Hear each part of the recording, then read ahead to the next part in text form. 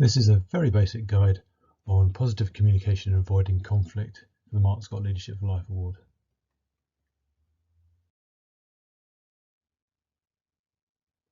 Conflict is often the result of misunderstanding or miscommunication or both between two or more parties.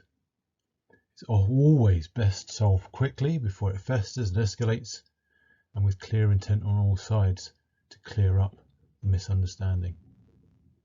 It can only be truly solved with acceptance of the results of our behaviours on other people, which can only be gained through understanding of their point of view and taking responsibility for it. Disagreement is not conflict. Knowledge gained helps us develop understanding, appreciate other people, appreciate the effect on them of our behaviours, and allows us to change our behaviours to change their reactions.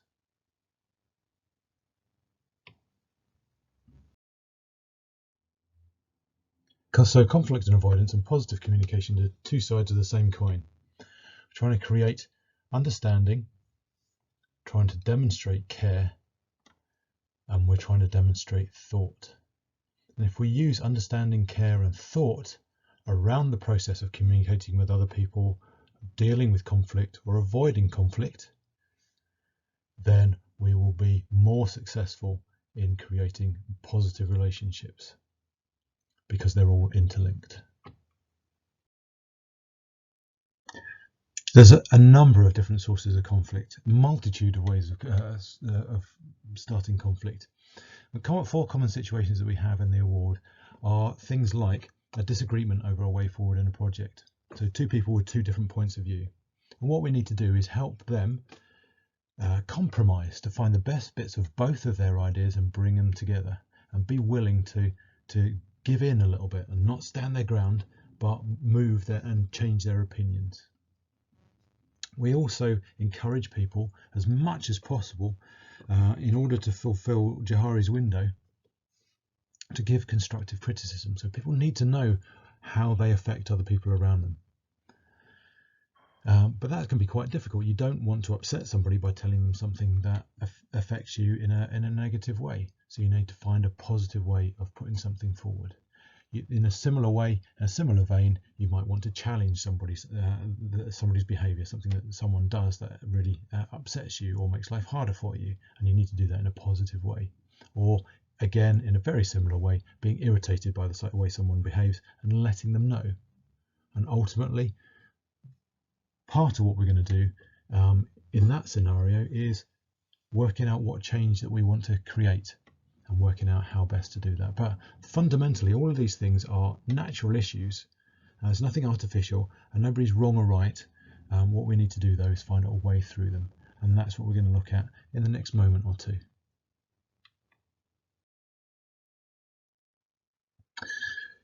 So, an approach to avoiding conflict. So 8 steps to this, and they cover all of the areas that we need to consider when we're avoiding conflict.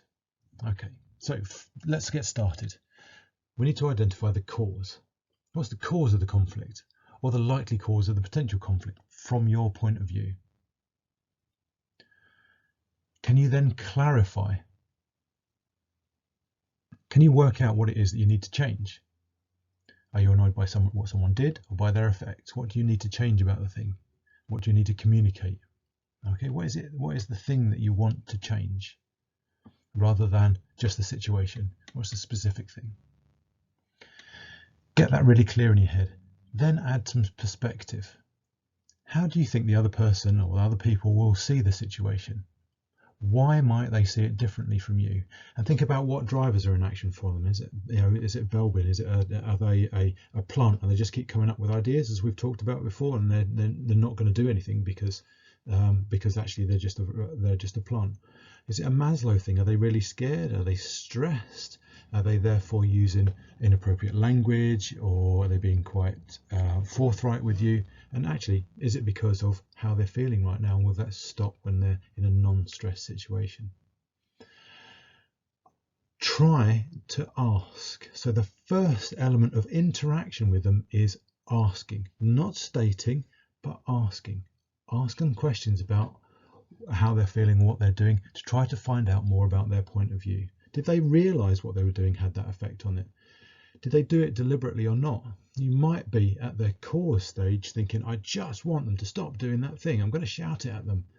But when you get to the ask stage, you might find out that actually they had no idea that they were doing that thing. And all they needed to do is for you to go, hold on a second, this is what you're doing and it's affecting me this way. And they will be so sorry, they'll stop it instantly. But if you shout and scream at them, it's only going to add to the stress and maybe completely opposite effect to what you want to achieve. So ask, seek to find out and to understand. The second 4 steps, or the last 4 steps, through that seeking to understand, now what do you know about that person and the issue, and what change is needed? What are the likely reactions they're going to need to what you're going to need to communicate? Through that understanding, how do you think you can motivate them to listen? Or the opposite way around, how could you demotivate them from listening? And I can tell you now, screaming and shouting at somebody rarely makes them listen to you, or anything else you've got to say either. So how could you create an atmosphere that's positive that allows them to listen to what you've got to say? Do you need to take them away from that situation, put them somewhere else? Do you need to give them time or a different situation or different people around them to motivate them to be able to listen to you? And then you can communicate. Okay, and that's really important. This is step 7 to communicate, to avoiding conflict. This is the point that you communicate with them. So you found your appropriate time and your appropriate way. You've identified exactly the thing that needs to get changed or needs to get fed back to the person, and you found the best way of doing it, and you've carefully given it knowing the person and understanding their motivations. But it's not the end of it. Once you've communicated it, you then need to observe and review. In fact, observe and review takes part during communication, because you need to observe their reactions while you're communicating. Because if you've done a really good job and you're trying to communicate this thing and you can see they're visibly getting angry, then clearly something isn't right. Maybe they've misunderstood partway through. Maybe you haven't picked the right time. And this observe and review is why you should never do this over social media, because in social media, you put the whole message out there, the whole thing gets delivered, the whole thing really cheeses somebody off. Whereas face to face, you get part way through, you realize it's not going down well, and you stop. You find a better time, find a better way, or you go and seek help. Get some coaching from your project manager, your project coordinator. So observe what's going on beforehand. And if you get to the end of it and they're okay, they've listened to it, then just ask them to review back what you've just said to them, so you can ensure that they've heard what you said as well, and then be prepared to thank them. Because later on we'll be looking at things from their point of view, having feedback given to you. And you have to accept that if you've got to the end of your feedback, then they've listened to it, and that means they've been active in being able to listen to you, and that's worthy of thanks. Cool. So that's a way of trying to avoid conflict. Embedded in all of that is positive communication. You can think about positive communication through all interactions with other people. And there's basically 3 parts to difficult conversations. So we're looking at specific scenarios here. There is the preparation, the use of your language, and the reception of feedback, as I alluded to earlier on. So let's look at these one in turn. Prepare for your communication. So what do you want to communicate, why, and to who? Know that person, understand that person. What is the desired effect you want from your communication? And sometimes the desired effect you want from screaming and shouting at somebody is just to let off steam. And actually you don't need a change from them, because you totally understand why they did that thing. You're just really frustrated. And there, in that case, is it not better just to wander off and have a bit of a scream in the woods and then come back? And then, is this the best time or the best place for feedback? And we touched on that earlier on. Do you need to ask them, is it okay if you give you some feedback on that, because I've got something direct to tell you? Because they might not be ready, or they might be really in a vulnerable place because they've just tried something really scary. They need to go sit down, let their heart rate drop, and then they'll be ready for it. And let them tell you that. No, not just now. Can you tell me in about half an hour's time and I'll be ready to listen to you? You're setting yourself up in cooperation with that other person to communicate with them. So that's the preparation.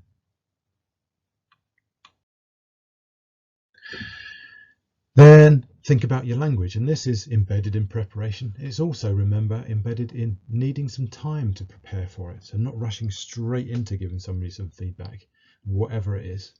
Okay, let the emotion drop in yourself, and then you'll be able to do this objectively. So number one, use impersonal language. So put the finger away. Don't start pointing at people and shouting and telling them that they're stupid, that I really hate them. Okay, use impersonal language.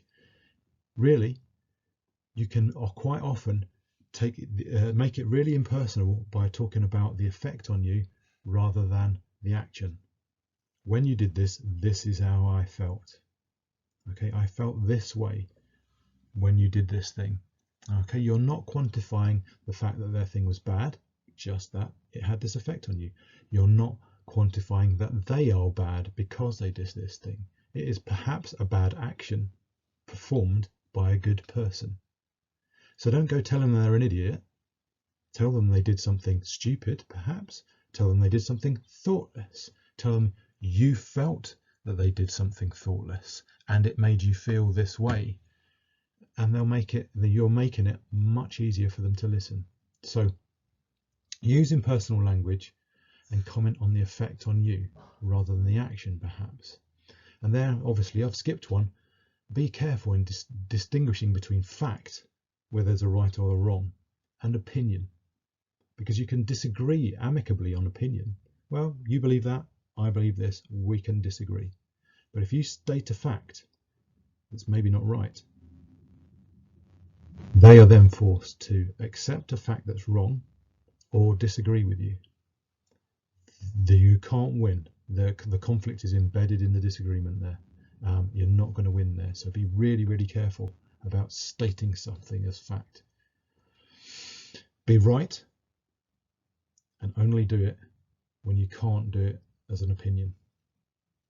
So comment on the effect and be precise. Don't be wishy-washy about it. You know, there's one specific thing that's annoyed you, or one specific thing you want to get across, or one specific thing that they need to understand. Be precise about it. Don't be wishy-washy. Don't wander around the outside of it. Get there. They will always thank you, no matter how difficult it is. They will always be more receptive to this is the thing. Give examples where you can, especially if it's a behaviour. You talked over me. Okay, that's a statement of a fact. I felt really bad when you talked over me. It's something that's easier to hear. I felt really bad when you talked over me, and these are the times that you did it. Makes it less deniable and is not pointing the finger too hard. So give examples. It makes it less escapable for them. But always then recognize the positive. So in conflict, try to recognize the positives in what someone's doing. I can see that this is what you're trying to do and it's a really good thing. However, when you're trying to do it, at this point, you do this thing that really upsets me and means that I cannot work with you on that. However,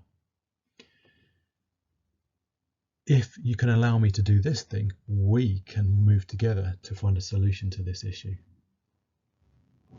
There are lots of things that say that people only do things for a positive reason. The effect might be negative on you, but they're doing it for a positive reason. If you can find that positive, you might be able to turn that thing, that feedback, into from I hate this thing you're doing, to I love this thing you're doing, it's just not appropriate right now because it's really cheesing me off or making life hard for me. Then, at the end of this, check your joint understanding and be prepared to thank the person for listening. You recognize this. We talked about this in the 8 stages before. So that's giving feedback. So it's not being wishy-washy. It is saying, this is the effect on me. and this is how you can change it. These are the examples of when you've done this thing. I really appreciate the things that you can do, but this is not the right time for it, and this would be a better time for it. I want to work with you to let's make this change. I'm not sure you realize this, but this is the thing that that really hurts me when you do it, when you say it. Okay, you can be much more effective if you use this thing in this place rather than here. Those kind of things, and it's careful and thoughtful and positive language that you're using. So if you've done that and you've done it well, hopefully you'll get the following responses from the person receiving feedback. And this is what you're looking for, but also hopefully you'll be on the receiving end of feedback as well, so you'll be able to reciprocate too. So receiving feedback, a lot less complicated. Listen and do it carefully and respectfully. This person is possibly really scared about doing this and wanting to get it right. Really scared about upsetting you, and they don't want that to happen. So listen carefully and respectfully, and try not to react to anything that does upset you. Then ask questions, but try not to interrupt them. Try to let them get it out, because it might be quite difficult for them. And when you are asking questions, only ask questions to clarify what is being said, not to counter argue. You need to let them get it out. Then pause once they're finished and consider the feedback.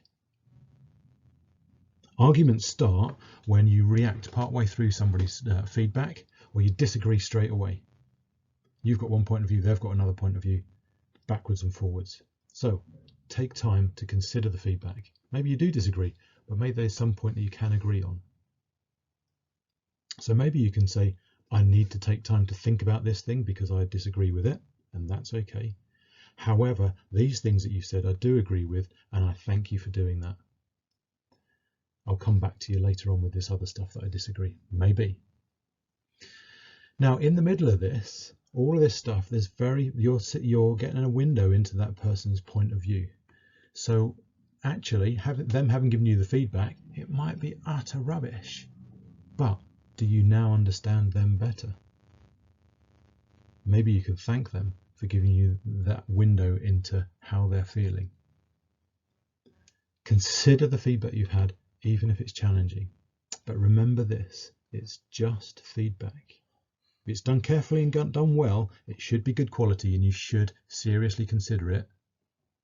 And you probably need to make a change in the way that you do things to bear that in mind. However, if it's poorly constructed, if it's inaccurate, and it's just downright not right, and maybe you want to go and check that with a few other people as well, because maybe it's right and you just don't want to accept it. But if it's not right, you don't have to accept it. It's just feedback. Okay? Doesn't mean you can't take the fourth step and thank the person for doing that, because it might have been done badly, it might have been done poorly, it might not be understandable, but 9 times out of 10 it was really difficult for them. So thank them for it. Okay, thanks very much for giving that feedback. I understand things a lot better now. I really appreciate that. Let's get cracking with what we were doing. That's brilliant. Thank you. Okay, even if you disagree with everything, thank them. So we take you back to the first statement. Conflict is often the result of misunderstanding or miscommunication, or both. So we've seen two stepped ways through of gaining understanding of the other person, taking time by asking before making a decision on what feedback you're going to give somebody, and by asking for clarification when we are being given feedback, so we're understanding the other person and the situation better. 2 or more parties in conflict, well, we've established that. It's always best solved quickly before it festers and escalates, and with clear intent on all sides. If you're a good team member, you want to solve conflict. It can only be truly solved with acceptance of results of our behaviours and others gained through understanding of their point of view and taking responsibility for it. Take responsibility for your actions. You may get feedback from somebody that tells them exactly how to cheese them off. That might be useful in the future, You can turn it off now, but maybe you can turn it on later on, but take responsibility for it. And remember that disagreement isn't conflict. Disagreement is part of life, part of being a human being. I have an opinion, you have an opinion. But having those different opinions allows us to check our opinions, to maybe change our opinions, and to hold our opinions up to other people's point of view and understand ourselves and them and the world in a better way. So disagreement is actually an opportunity to learn and develop. Don't forget that if you're dealing with a conflict, you can ask for support and coaching from your project coordinator. That's all part of the award, and don't avoid it, because this is an opportunity to practice some of these things in a controlled environment and get better at them, so that when it really counts sometime in the future, you're better skilled and experienced at doing it, because it's a really useful skill. Good luck, everybody.